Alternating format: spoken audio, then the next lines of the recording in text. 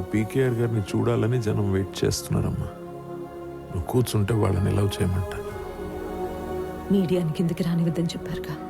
చెప్పానమ్మా, నువ్వే కూర్చో.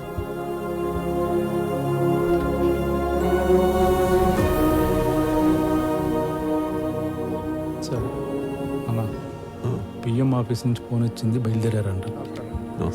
ఏమ్మా సత్య, ప్రైమ్ మినిస్టర్ వస్తున్నారని పిఎంఓ నుంచి కాల్ వచ్చింది.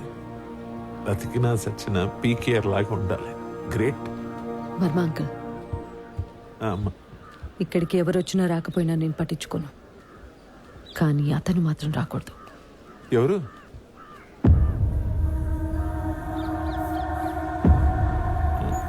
నేను చూసుకుంటాను.